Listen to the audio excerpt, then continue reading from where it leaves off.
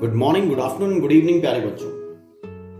In our previous lecture, we have started with motion in plane, and I have discussed some of the facts related to projectile.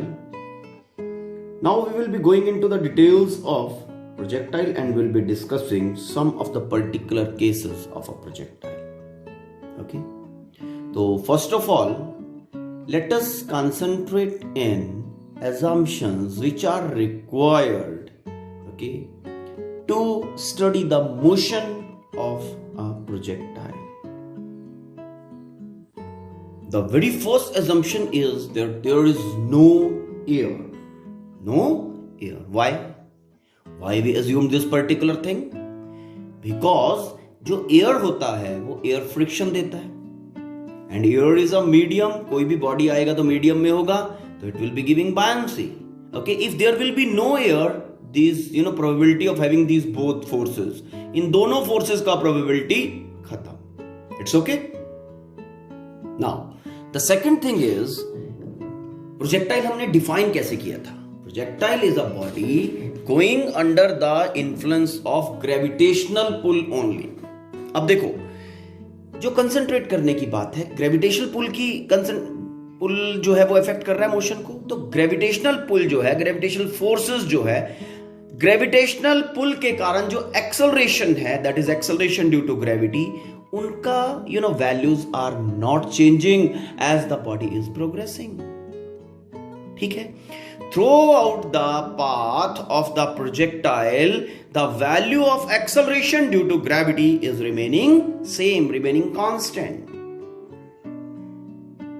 And the next thing is, जो ये अर्थ हमारी rotate कर रही है ना बेटा, okay, effect of rotation वो consider ही नहीं करना, discarded completely. Okay, effect of rotation और effect of curvature of earth is negligibly small. It's not affecting the performance, it's not affecting the motion of the projectile. It's okay.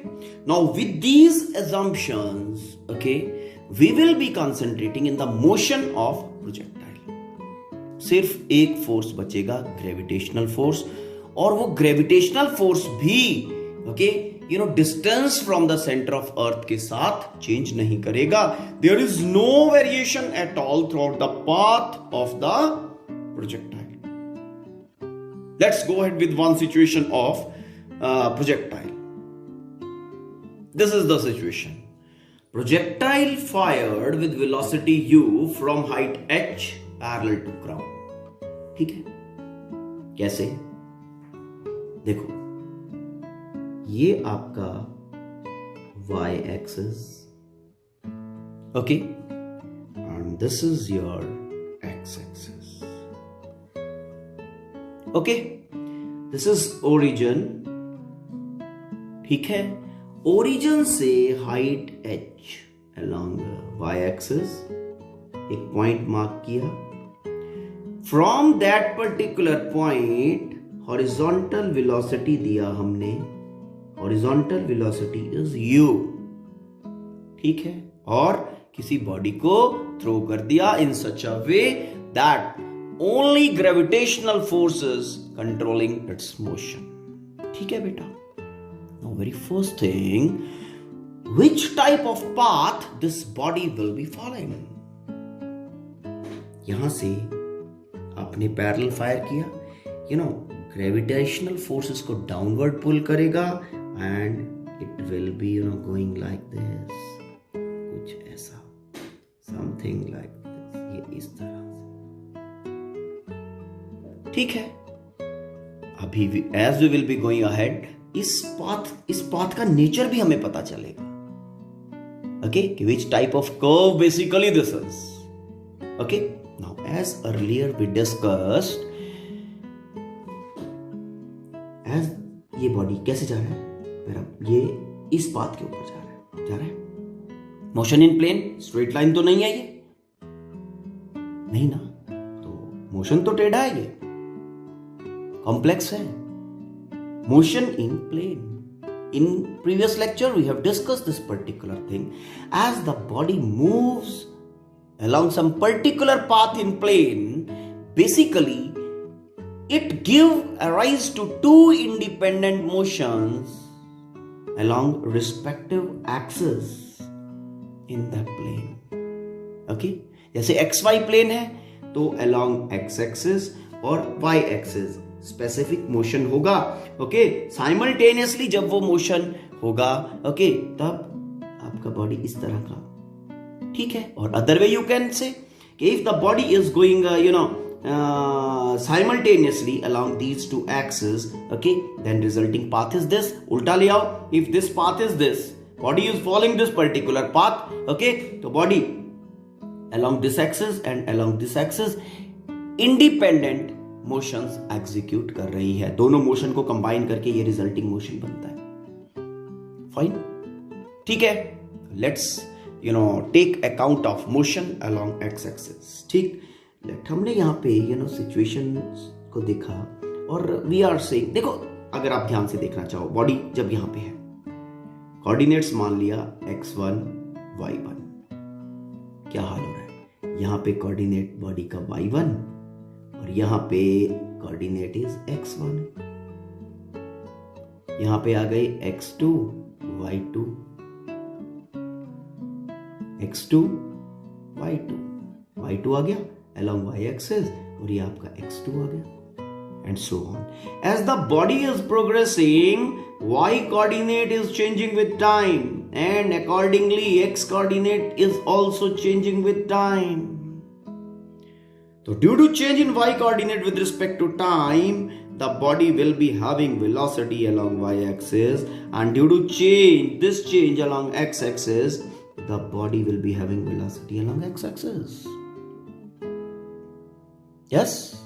Now let's concentrate in motion along x axis and then motion along y axis. Let 0 time पे हमने इसको fire किया from height h with the velocity u parallel to horizontal. At time t the body has reached point P. इस P point पे आ गया. Coordinates are x and y. It's okay. चलिए next. Motion along x axis. Motion along horizontal. Motion along x axis. अब ध्यान देने वाली बात है, जब बॉडी ने यहां से 0 टाइम पे चलना स्टार्ट किया, ओके, तो कोऑर्डिनेट क्या है उसका t टाइम के बाद, x था पहले, 0 था, और अब ये x कोऑर्डिनेट वैल्यू, क्योंकि यहां xy है तो यहां पे कोऑर्डिनेट x आएगा ना, तो t टाइम पे बॉडी का जो कोऑर्डिनेट है वो है x. It's okay. Now situation apply करेंगे मोशन स्टडी के लिए. s is equal to u t plus half a t square. It's okay. Now s x u x a x, time तो axis का कोई फर्क नहीं है, ठीक है. अब एस एक्स कितना है, ओके, देखो ध्यान से, 0x, ठीक, तो x हो गया. S x displacement along x axis, coordinate की फॉर्म में भी लिया जा सकता है ये, ठीक है. अगर आप कोऑर्डिनेट की फॉर्म में लो तो वो ज्यादा बेटर रहेगा वैसे, है ना. S x is equal to x2 minus x1, ठीक है. x1 जो है हमारा वो 0 है, x2 is equal to x हो गया, ठीक. तो इसको डिस्प्लेसमेंट की फॉर्म में ना लेके कोऑर्डिनेट की फॉर्म में इसको सोचो. तो s x coordinate with respect to initial, done. x ux is velocity along x axis, कितना प्रोवाइड किया, u. Acceleration along x axis कितना है.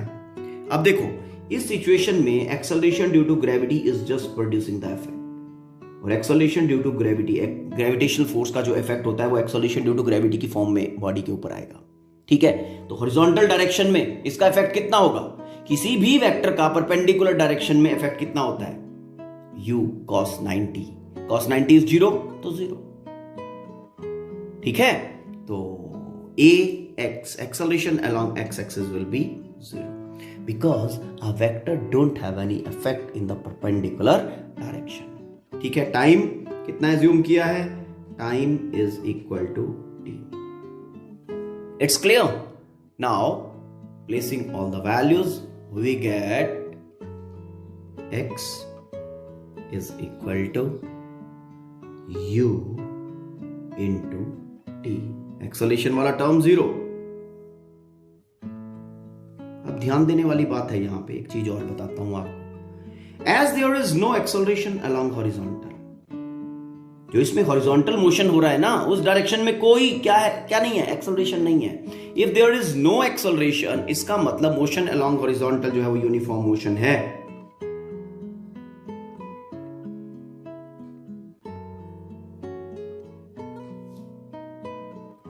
It's okay. तो जो हॉरिजॉन्टल के अलोंग इसका स्पीड होगा, जो वेलोसिटी होगा, क्योंकि एक्सेलरेशन नहीं है तो क्या रहेगा, वो कांस्टेंट रहेगा. There will not be any change in speed. अब हॉरिजॉन्टल के अलोंग इनिशियली इसका स्पीड कितना है, u. देखना आप आगे स्टडी करेंगे तो हॉरिजॉन्टल के अलोंग ये u ही रहेगा. At every point horizontal component of the velocity will remain u. It's clear. तो अब हमें x कोऑर्डिनेट का वैल्यू मिल गया. x coordinate will be changing with time. ठीक है ना, as given by this equation. Okay, इसको इक्वेशन नंबर 1 कर देते हैं बेटा. Now motion along vertical along y axis. Now motion along y axis study करने के लिए अगेन वही पोजीशन टाइम रिलेशन है ना, बिकॉज हमें पोजीशन स्टडी करना है कि how the position is changing with time. तो पोजीशन टाइम रिलेशन हमने यूज कर लिया. ठीक है, the same thing, s is equal to u t plus half a t square. Okay, sy uy ay. Clear? Now along y axis what's the coordinate value now? See, ये देखो बेटा, with respect to initial coordinate now is y. It's clear? ठीक है, body is coming downward. तो ध्यान देने वाली बात है, जो एस वाई का वैल्यू आप लोगे इस सिचुएशन में, वो आएगा y with respect to initial, that is y. It's okay. Now uy, initial velocity along y axis. Initial velocity along y axis, ध्यान देना जरा. ये देखो, जो हमने इनिशियल वेलोसिटी दिया वो हॉरिजॉन्टल के अलोंग दिया है ना. तो वर्टिकल में इसका इफेक्ट कितना होगा, एंगल 90 डिग्री बन रहा है. वर्टिकल में इसका इफेक्ट, किसी भी वेक्टर का इफेक्ट परपेंडिकुलर डायरेक्शन में 0, तो वर्टिकल में इसका कोई इफेक्ट नहीं होगा. मतलब हॉरिजॉन्टल के अलोंग हमने इसको वेलोसिटी ही नहीं दिया. तो uy is equal to 0. It's clear. Now acceleration along y axis. अब ध्यान देने वाली बात है कि एक्सेलरेशन, ये बॉडी डाउनवर्ड आ रहा है, बॉडी डाउनवर्ड आ रहा है और g भी डाउनवर्ड है, तो g पॉजिटिव ले लो. ठीक है, ay plus g. Time is कितने टाइम के बाद बात कर रहे हैं, t के बाद. Okay, so placing values, we are getting y is equal to uyt. uy कितना है, 0, तो plus half ay is g, time is t square. So this implies y is equal to half g t square. Like this, your y coordinate is changing with time. जो y coordinate है, आप time का value डालते चले जाओ. 1 second के बाद y की वैल्यू आ जाएगी, 2 सेकंड के बाद, 3 सेकंड के बाद, 4, 5, 6, 7, 9, 10 आ जाएगा. It's clear. ठीक है, चले आगे. A thing to concentrate here is, हमने जो इस सिचुएशन में ओरिजिन एज्यूम किया है, फाइन, ओरिजिन हम बेटा यहां पे एज्यूम कर रहे हैं, लाइक दिस. ठीक है, तभी ये आपका y कोऑर्डिनेट चेंज करेगा इस तरह से. ठीक है, this O is the origin in the situation. In this situation जो हमने कंसीडर किया है, O is the origin. It's clear. Origin से हमने वेलोसिटी दिया एंड फॉलिंग फ्रॉम, ठीक है, ओके, क्लियर? लाइक दैट हमारे पास ये y is equal to half g t square, इसको इक्वेशन नंबर 2 कर दो। अब मेरे पास variation of x coordinate, variation of y coordinate, variation of x coordinate, variation of y coordinate दोनों आ गए, ठीक है। अब यहां से क्या करना है, फ्रॉम इक्वेशन 1 हम इक्वेशन 1 एंड 2 को यूज करके इक्वेशन ऑफ पाथ निकालते हैं। कैसे आएगा, see that from equation number 1 time का वैल्यू फाइंड करो और वो टाइम का वैल्यू इक्वेशन नंबर 2 में प्लेस कर दो, ठीक है। See you know path of projectile also is called as trajectory.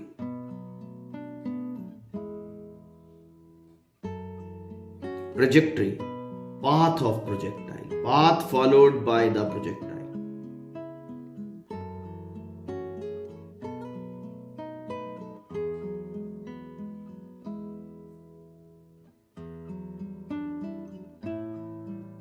It's okay. तो आप इसको इक्वेशन ऑफ ट्रेजेक्ट्री भी कह सकते हो, कोई प्रॉब्लम वाली बात नहीं है, ठीक है। Now from equation 1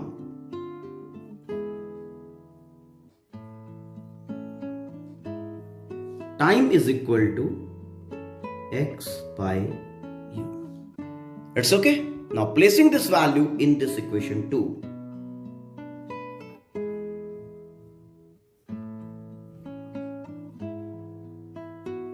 In equation 2 find क्या बनेगा, y is equal to half g t square, t is x by u, तो x by u whole square. It's clear? Now क्या बना, y is equal to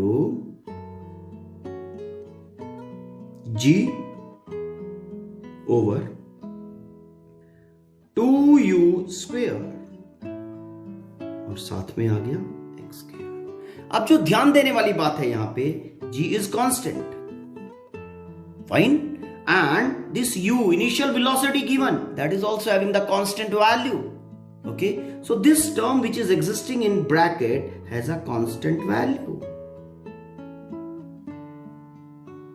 it's okay. तो this implies y directly proportional to x square, x square, or you can write it like this, y is equal to ax square, ऐसे भी लिख सकते हो। अगर आपको पता हो ये y is equal to x square, this is equation of parabola, basically equation of parabola इस फॉर्मेशन में होती है, और इसी फॉर्मेशन में आपका equation of trajectory, that is equation of path आ गया। इसका मतलब क्या हुआ, because this equation of path of projectile is of the type of equation of parabola, okay, equation of parabola, ठीक है। Therefore, we can say that the path followed by the projectile is parabolic in nature. Is parabolic in nature. इसका मतलब क्या हुआ कि जो ये path है ना, ये कर्व्ड पाथ आपकी प्रोजेक्टाइल फॉलो कर रही है, ठीक है। तो this particular path is of the nature of parabola, मतलब this is a segment of parabola, correct. तो path followed by a projectile is parabolic in nature, ये आपको प्रूव करने के लिए भी कहा जा सकता है। तो हमने motion along x axis study किया, ठीक है, एक्स कोऑर्डिनेट का वेरिएशन मिला टाइम के साथ, motion along y axis study किया, वाई कोऑर्डिनेट का वेरिएशन मिला, ठीक है। फिर उसके बाद हमने एक्स एंड वाई दोनों में रिलेशन निकाला, और फाइनली व्हाट वी गॉट, एक तो इक्वेशन ऑफ ट्रेजेक्ट्री मिल गया, equation of path of projectile, और दूसरा हमें यह पता चला कि द नेचर ऑफ पाथ है followed by a projectile that is parabolic in nature, क्योंकि इक्वेशन उसी टाइप का है ना, ठीक।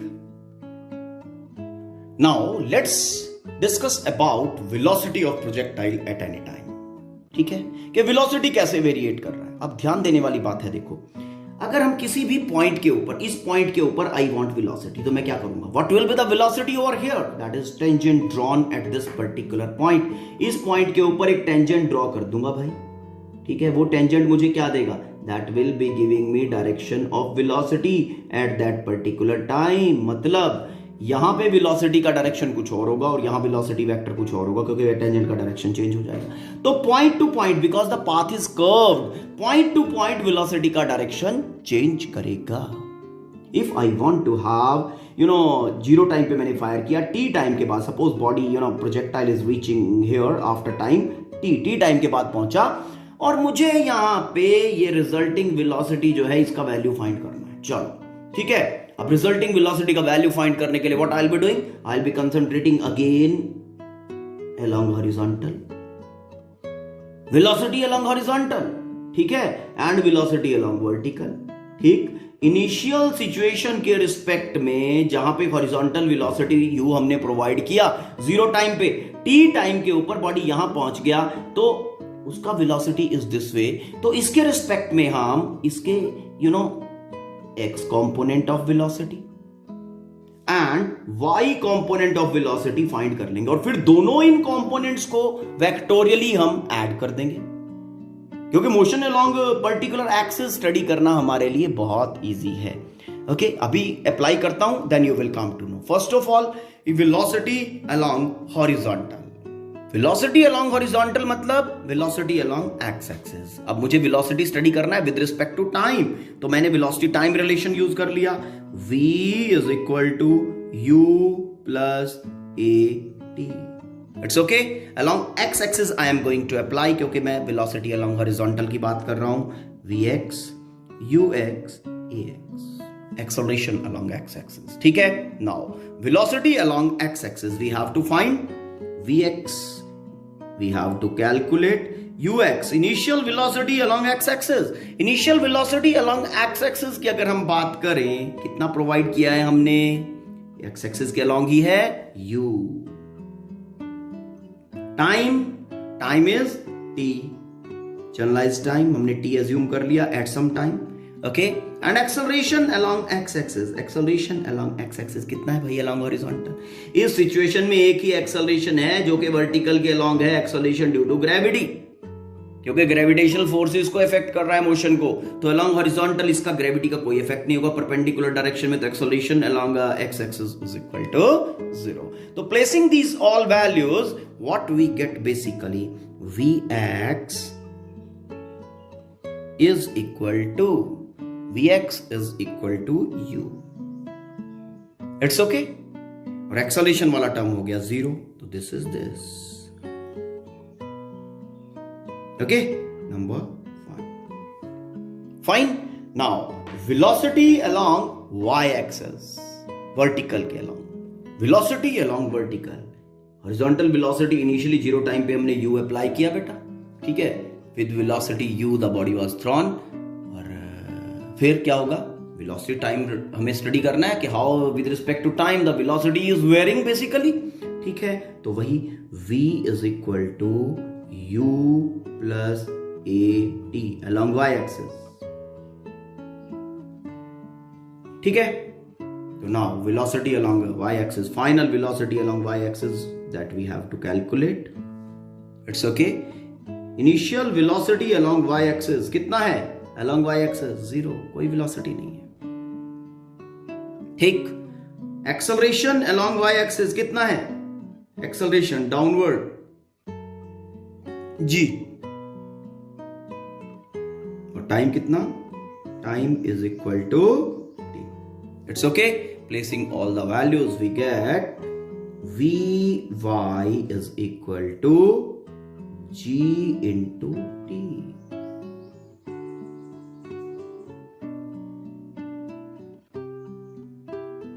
It's clear, vy is equal to g into T.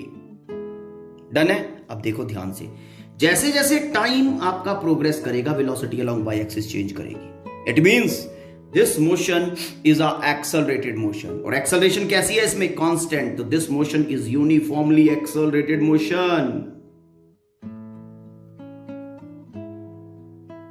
Accelerated motion. और जो मोशन अलोंग एक्स एक्सिस है आपकी, उसमें there is no change in velocity, with velocity is not depending on time, तो ये कौन सा मोशन है? This is uniform motion. तो दोनों मोशन बेसिकली इंडिपेंडेंट होती है बेटा along both the axis when the body is moving in some plane. Okay, तो अब मुझे टोटल वेलोसिटी फाइंड करना है। I have vx component, I have vy component. क्या करेंगे अब? vx और vy को वेक्टोरियली ऐड कर देंगे। Total velocity, velocity of projectile कैसे निकलेगा? मेरे पास vx कंपोनेंट है, vy कंपोनेंट है, दोनों में angle 90 degree. So resulting velocity of projectile v is equal to vx square vy square 2vx vy cos of 90 under the root. Values place कर दो इसमें, ठीक? तो v is equal to vx कितना है? That is u square plus vy g t, तो g square t square, ये cos 90 के कारण 0 हो गया अंडर द रूट। ये आपका वेलोसिटी आ गया। ठीक है बेटा, वेलोसिटी ऑफ प्रोजेक्टाइल, वेलोसिटी जो आपका प्रोजेक्टाइल का है वो टाइम के साथ साथ इस तरह से चेंज करेगा as given by this equation. ठीक है, अब आप कह सकते हो जी वेलोसिटी का डायरेक्शन भी फाइंड कर दो।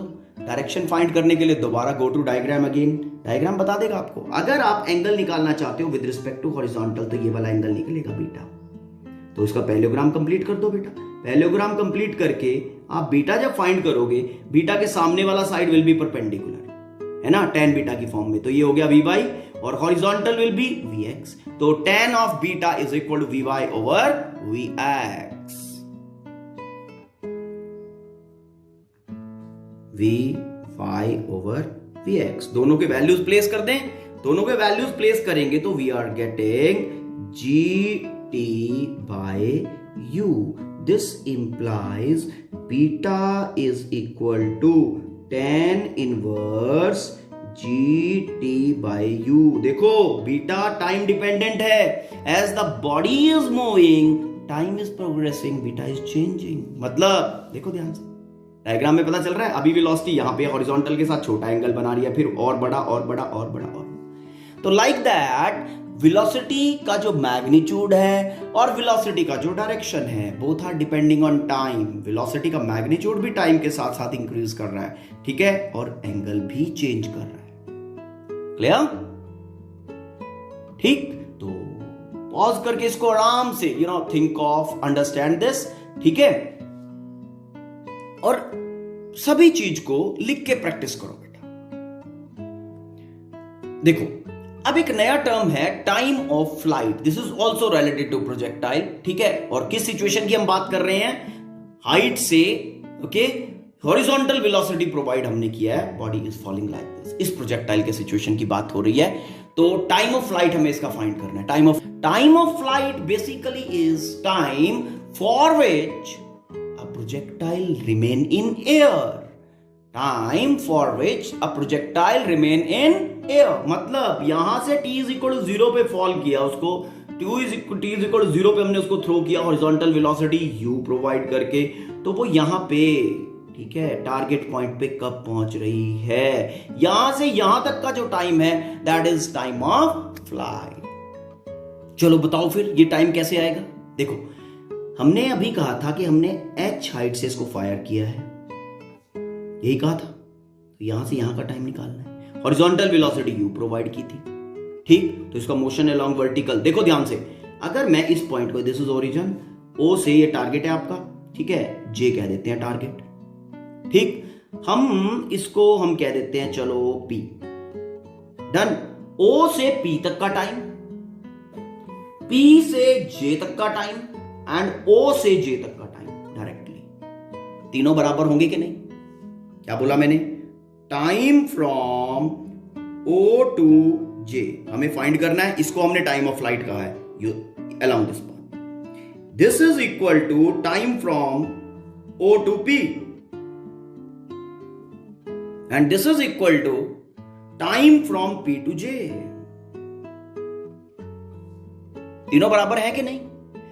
अब इसके अलोंग तो कहानी टेढ़ी है, ठीक, क्योंकि मेरे पास जो इक्वेशंस अवेलेबल हैं बेसिकली वो स्ट्रेट लाइन वाले ही अवेलेबल है ना।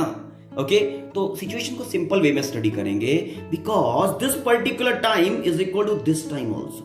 तो मैं मोशन अलोंग वर्टिकल ही इसका कंसीडर कर लेता हूं। ठीक है बेटा। ओके, अब फाइंड क्या करना है? टाइम। ठीक, कितने हाइट से फायर किया? एच से। तो ये लो, s y is equal to u y t plus half a y t square, considering motion along vertical. ठीक है, now placing all the values. S y, what is s y? कितना displacement है? Initial to final, this is h which is given to you. H is equal to u y, initial velocity along y axis कितना? भाई horizontal के along provide किया, vertical के along तो zero है, plus half a y, acceleration due to gravity downward है, vertically down g, और body भी डाउनवर्ड आ रही है, तो ये लो जी। टाइम यहां से यहां तक का कंप्लीट, जिसको हमने कहा time of flight, t square. तो टी आपके पास जो टाइम ऑफ फ्लाइट का वैल्यू आ गया, t is equal to 2h by g raise to the power half, क्योंकि टी स्क्वायर है ना। तो this implies t is equal to under root 2h by g. It's clear? तो ये आपका टाइम ऑफ फ्लाइट आ गया बेटा। This is a specific variable related to projectile. ठीक है, टाइम ऑफ फ्लाइट हुआ, हॉरिजॉन्टल रेंज हुआ, ठीक है, तो these are the specific variables. ठीक है, ठीक, चले नेक्स्ट अप। नाउ अब फाइंड करते हैं हॉरिजॉन्टल रेंज। हॉरिजॉन्टल रेंज क्या होता है? Maximum horizontal distance travelled by the projectile. इसने कितना ट्रेवल किया? P to J, P to J इसने इतना हॉरिजॉन्टल डिस्टेंस ट्रेवल किया, तो this horizontal distance travelled will be called as range, horizontal range. It's okay. अब हमें ये मैक्सिमम हॉरिजॉन्टल डिस्टेंस फाइंड करना है कि इस प्रोजेक्टाइल ने इस सिचुएशन में कितना ट्रेवल किया। ठीक है, देखो मोशन अलोंग हॉरिजॉन्टल अगर हम लेके चले, हमें ये फाइंड करना है बेसिकली P to J, ये हॉरिजॉन्टल रेंज है हमारी, तो मोशन अलोंग एक्स एक्सिस। ठीक है, कितने टाइम में? यहां से यहां तक कितना टाइम लगा इसको? टाइम ऑफ फ्लाइट, जो ऑलरेडी आप कैलकुलेट कर चुके हो। टी का वैल्यू कैलकुलेट कर लिया ना, टाइम ऑफ फ्लाइट। इतने टाइम में इसने कितना हॉरिजॉन्टल डिस्टेंस ट्रेवल किया विद हॉरिजॉन्टल प्रोवाइडेड वेलोसिटी, कितना है? u। Okay, let us see now. sx is equal to motion along horizontal, concentrate कर रहा हूं बेटा, ux t plus half ax t square. It's okay. Now कितने distance की आप बात कर रहे हो हॉरिजॉन्टल के अलोंग? r, horizontal range. कितने टाइम में वो ट्रेवल हुआ है? टाइम ऑफ फ्लाइट में कितना वैल्यू आया था? 2h by g for this situation. ठीक है, initial velocity along x axis आपने प्रोवाइड किया था u, time, okay, acceleration along x axis 0। कर दो सारे वैल्यूज प्लेस, काम खत्म, हॉरिजॉन्टल रेंज आ जाएगी। Sx is equal to R, Ux is equal to U, time is T, that is 2h by G plus 0। तो आपका हॉरिजॉन्टल रेंज आ गया बेटा। This implies horizontal range is equal to U under root 2h by G। This is your horizontal range। Specific variables हैं बेटा ये। ठीक है, ठीक। What all cases of projectile we will be studying, उसमें ये सारे चीजें इसी सीक्वेंस में हम कैलकुलेट करेंगे। पहले मोशन स्टडी करेंगे along horizontal, along vertical, then equation of path, फिर वेलोसिटी स्टडी करेंगे अलोंग हॉरिजॉन्टल, अलोंग वर्टिकल, और फिर particular velocity, and then time of flight, horizontal range, maximum height, different variables of the projectile. This is one of the situation we have taken into account. Okay, और कौन सा situation हमने लिया है बेटा? कि projectile is fired from some height, making N fired from some height with horizontal velocity u। It's okay, ठीक है। पैरेलल टू हॉरिजॉन्टल फायर किया हमने इसको, तो आपका दिमाग कह रहा होगा देखो, ठीक। तो ये केस आप आराम से इसको स्टडी करो, okay. If there is any kind of confusion let me know about, okay, then we will be taking that particular thing in next lecture, okay. Thank you, have a nice day.